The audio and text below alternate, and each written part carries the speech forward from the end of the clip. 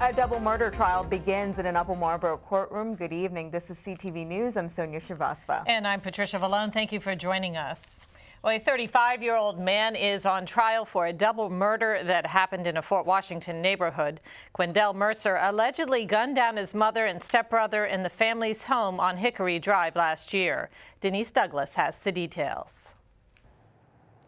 For the first time, we got a chance to see the .45 caliber gun that allegedly was used by Quindell Mercer when he gunned down his family last August. The prosecution says that his DNA was on it and it was found in a book bag when he was arrested. Mercer allegedly gunned down his mother, Patricia Harris, and his stepbrother, Frank Lamar Harris, in their home on Hickory Lane in Fort Washington. Again, that was last August.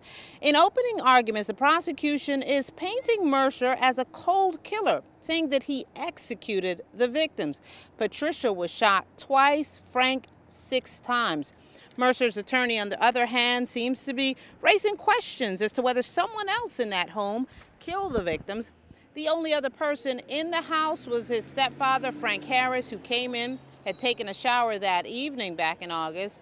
And then the following morning, when he noticed that his wife and son had not moved off of the couch, he called 911 to report that they were dead.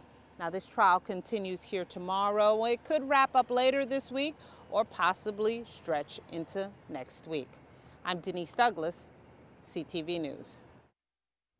Meantime, the trial of an FBI agent charged with killing a man while driving drunk is underway. We'll continue to follow both cases.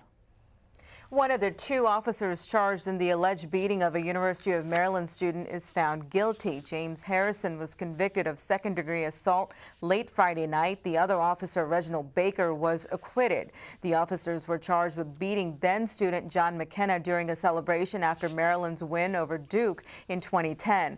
This video, captured by another student, shows the incident and became the centerpiece of the prosecution's case. The defense, on the other hand, argued that the officers were trying to control a riot.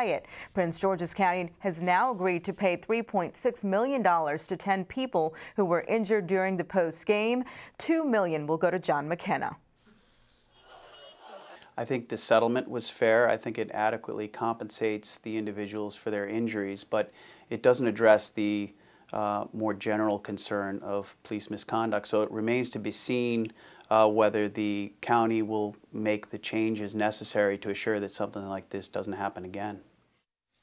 Now, Griffith says that the police department should consider videotaping their activities in these type of situations.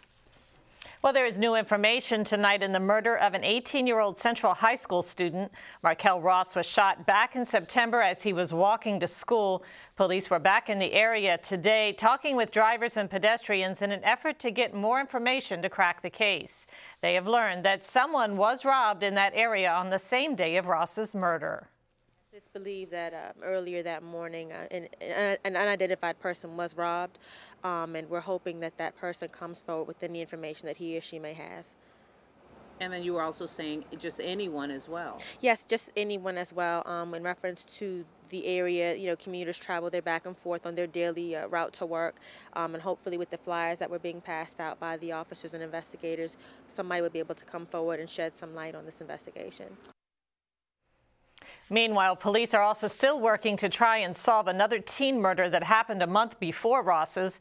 Amber Stanley, a Flowers High School senior, was gunned down in her Kettering home. If you have any information on either case, you're asked to contact police.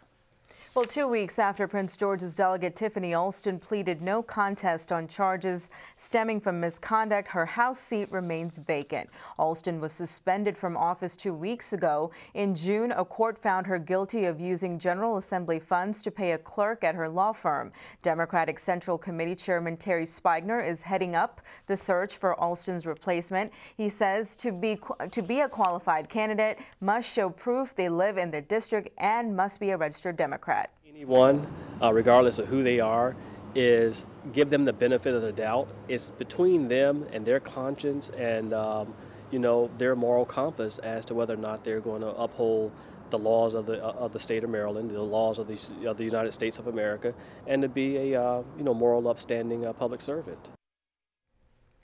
Now, the deadline to find a replacement is November the 8th. There's also a vacancy in the 22nd District as Delegate Justin Ross retires.